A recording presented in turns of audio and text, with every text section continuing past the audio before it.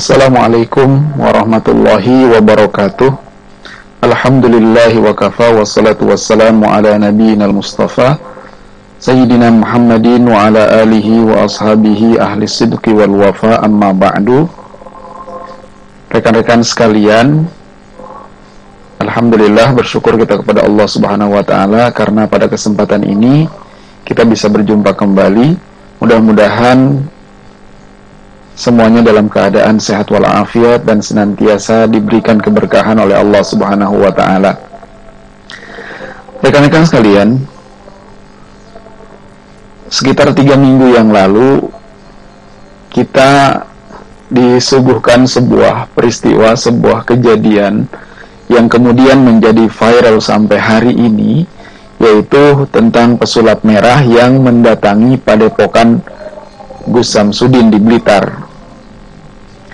Sebenarnya berawal dari sosok pesulap merah atau Marcel Radival yang selama ini sudah sekian lama membongkar trik-trik para dukun, ya, para dukun palsu, para dukun yang dalam pengobatannya menggunakan trik-trik sulap begitu, sehingga hal itu kemudian banyak menipu dan membohongi pasien-pasien yang datang kepada dukun tersebut. Nah, kemudian Marcel Radival ini, pesulap merah ini, biasanya setelah membongkar triknya di YouTube-nya gitu ya, trik-trik dari dukun ini yang merupakan trik-trik sulap. Nah, biasanya ada tantangan dari kelompok yang dibongkar triknya itu, dan kemudian diadakan perjanjian untuk melakukan pembuktian terhadap trik tersebut. Dengan perjanjian tidak akan saling menuntut satu sama lain. Dan selama ini kondisi yang terjadi antara si pesulap merah ini dengan para yang dikatakan dukun itu cenderung baik-baik aja, tidak ada tuntutan atau apapun. Nah, sampai kemudian sekitar 23 Juli ya, kalau tidak salah 23 Juli yang lalu, pesulap merah bersama tim ini datang ke Blitar, ke padepokan Nurzat Sejati yang dipimpin oleh Gus Samsudin ya. Nah, hal ini adalah merespon dari dalam tanda kutip tantangan dari Gus Samsudin untuk siapapun yang mau pembuktian, mau membuktikan kehebatan dia gitu ya, maka silahkan datang ke padepokan, intinya seperti itu. Kemudian pesulap merah ini di hari itu datang ke Blitar, katanya setelah juga menghubungi berbagai admin ya, adminnya dari Gus Samsudin ini, kemudian tidak direspon, dan kalau tidak salah menelpon ke pengacaranya, dan kata pengacaranya ya silakan untuk datang untuk urusan masalah pembuktian, itu urusan pesulap merah dengan Gus Samsudin. Nah, di saat hari itu datang ke Blitar, ke padepokan Gus Samsudin ini, si pesulap merah ini kemudian didatangi, dihadang oleh pengacaranya, dan dengan berbagai macam alasan pengacara dari Gus Samsudin ini kemudian menghalangi Marcel ini menghalangi pesulap merah ini untuk masuk ke Padepokan. Gitu. Di samping itu kemudian datang kepala desanya saat itu, kepala desanya yang kemudian meminta KTP, padahal pesulap merah dan tim ini sudah mau pulang gitu. Sehingga terjadilah kericuhan, terjadilah ya berbagai macam hal lah kericuhan di situ, dan sempat ya Marcel ini sempat didorong oleh seseorang yang katanya mantan bekas dari pasiennya Gus Samsudin ini. Nah, berawal dari situ kemudian ya berbagai macam drama terjadi. Saat pulang pun ada dari tim pesulap merah ini atau temannya dan juga ayahnya kalau tidak salah, kemudian sempat tertahan di balai desa di sana. Maka ya banyak hal kemudian negosiasi dan lain sebagainya. Dan singkat cerita kemudian kasus ini kemudian di-up di podcastnya Deddy Corbuzier yang sampai saat ini sudah ada 19 juta lebih viewersnya gitu. Nah, mulai dari situlah kemudian kasus ini kemudian mencuat begitu luar biasa, viral luar biasa, dan sampai ya bagaimanapun media kemudian banyak mengundang pesulap merah ini, baik YouTube maupun juga TV-TV nasional. Kemudian ya tentu yang namanya TV atau YouTube itu kemudian juga ingin mengetahui dari sisi Gus Samsudinnya ya. Setelah Marcel Radifal diundang kemana-mana itu ya, maka kemudian Gus Samsudinnya ini yang diundang ke Jakarta, hingga akhirnya tampil di beberapa stasiun TV, kemudian juga tampil di beberapa channel YouTube gitu. Nah, dengan berbagai macam versi, dengan berbagai macam pengakuan yang ada memang beberapa hal yang tidak connect ya, tidak nyambung dengan apa yang permasalahan yang selama ini dihadapi.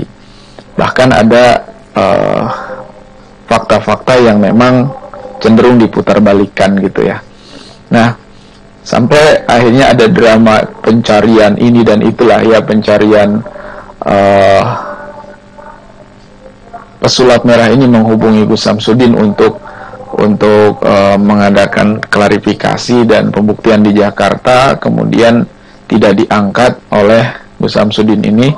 Kemudian Gus Samsudin juga membuat semacam drama yang kemudian katanya menghubungi pesulap merah, akan tetapi tidak diangkat gitu. Padahal katanya menghubungi apa ya waktu itu ke DM Instagram ya kalau tidak salah, seperti itu. Nah, dari situ kemudian mencuat hal-hal yang akhirnya ada muncul saat itu pelaporan ya sebelum ke Jakarta. Sebelum ke Jakarta ini, Gus Samsudin ini yang katanya tidak akan pernah melaporkan ke polisi, tapi dia kemudian melaporkan ke polisi tentang pencemaran nama baik atau masalah undang-undang ITE ya kalau tidak salah. Nah, dari situ kemudian muncullah gitu, di luar dari pesulap merah dan Gus Samsudin ini, orang-orang yang memang ingin memanfaatkan keadaan. Menurut saya mereka para akhirnya kita bisa lihat, waduh, pelawak-pelawak pansos begitu ya, orang-orang yang memang ingin memanfaatkan keadaan ini untuk kemudian terkenal gitu menurut saya. Maka muncullah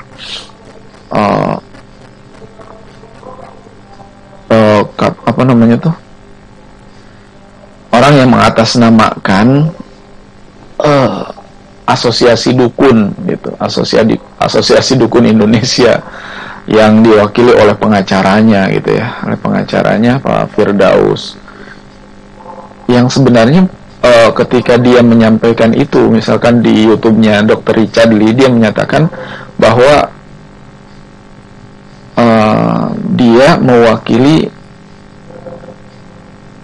sebuah asosiasi, tapi dia menyebutkan asosiasinya pun tidak istiqomah gitu.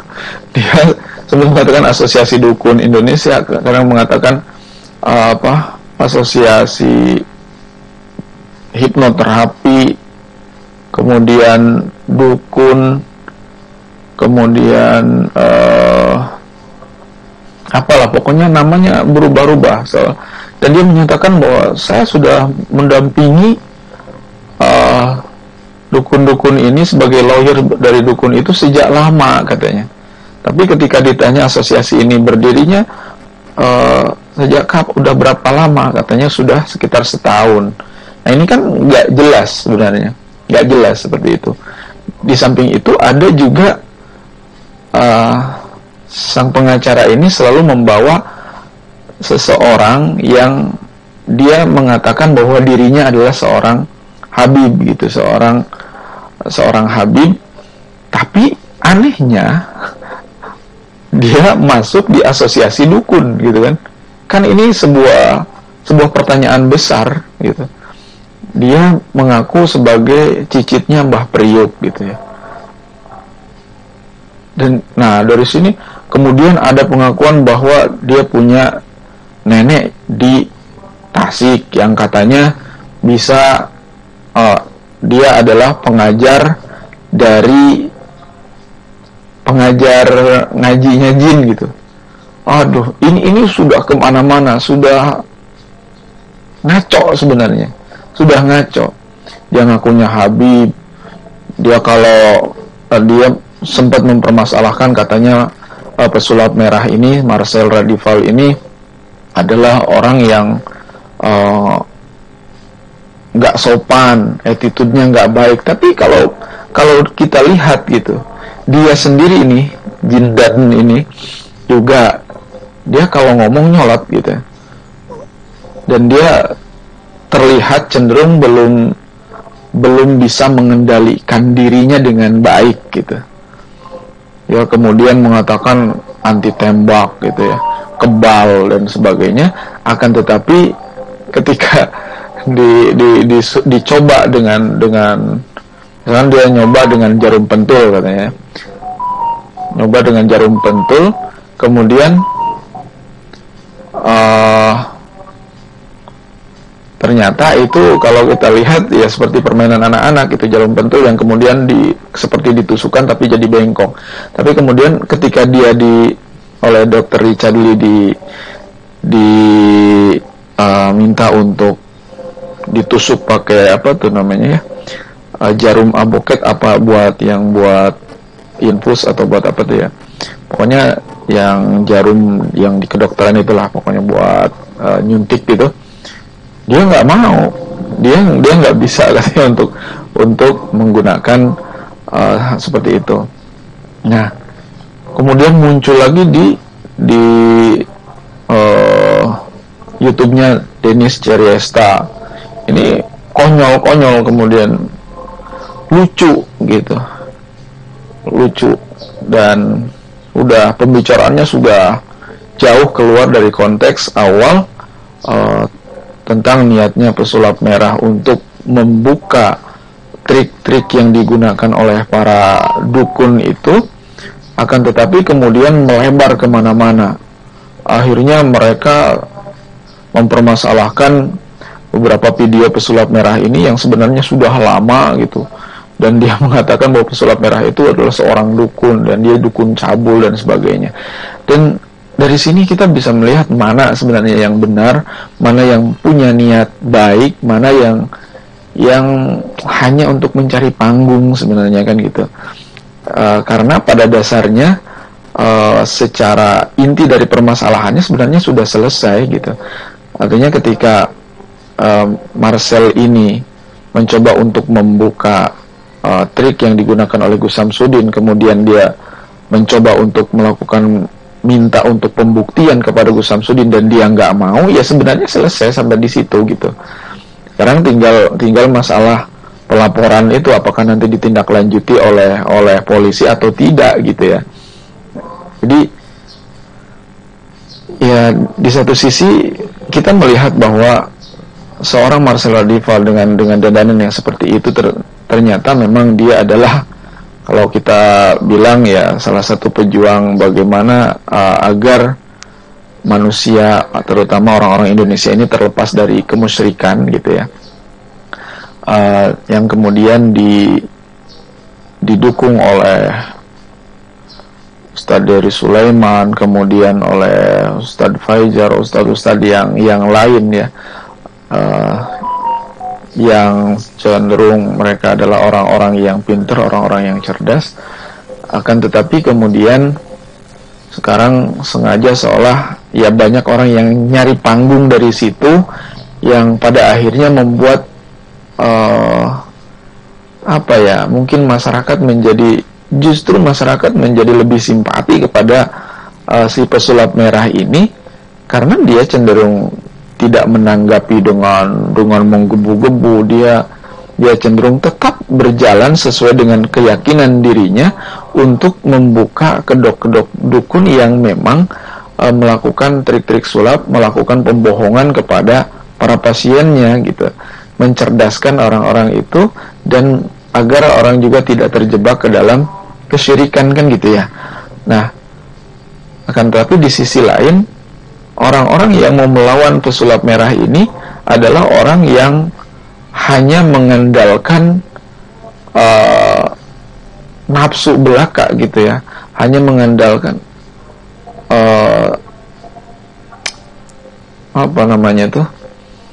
mereka tidak dengan persiapan yang baik, tidak dengan melawannya tidak dengan logika yang baik, sehingga pada akhirnya ya masyarakat bisa menilai sendiri bahwa mereka adalah orang-orang yang hanya memanfaatkan ini untuk menaikkan nama mereka gitu. Akan tetapi saya lihat justru masyarakat menjadi antipati kepada mereka gitu. Karena kalau dilihat ya mereka yang katanya ingin melakukan pembuktian juga justru malah pembuktian yang ingin mereka lakukan menjadi sebuah blunder bagi mereka, dan akhirnya mereka ya mendapat serangan dari netizen, serangan dari masyarakat Indonesia yang cenderung sudah memahami lah ya, yang cenderung notabene mereka justru lebih paham dengan apa yang disampaikan oleh si pesulap merah dan para pendukungnya gitu. Maka saya ingin pada kesempatan ini ingin menyampaikan bahwa untuk teman-teman sekalian ya, masyarakat Indonesia, marilah kita berpikir jernih. Jangan karena ego kita, jangan karena kita ingin tenar, ingin terkenal, atau karena kita baperan gitu ya, kemudian membuat resah masyarakat dengan berbagai macam kelakuan-kelakuan yang konyol gitu, dagelan-dagelan yang gak lucu gitu, dagelan-dagelan yang hanya untuk meningkatkan keterkenalan atau popularitas saja gitu. Dan saya yakin mereka hanya akan terkenal, akan tetapi masyarakat ya terkenal dengan kelawakannya, kelucuannya, terkenal dengan justru ketidakkonsistenannya, terkenal dengan tidak baik lah gitu. Maka saya sih berharap hentikan hal-hal yang membodohi masyarakat, dan mari kita bersama-sama ikut mencerdaskan kehidupan bangsa ini. Dan itu yang menjadi tujuan dari founding parents kita, para pendahulu kita gitu.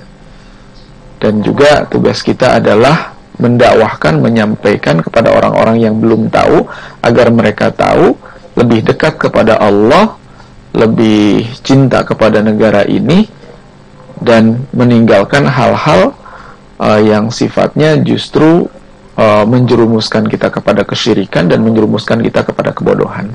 Itu saja sih. Hanya sekedar ikut urun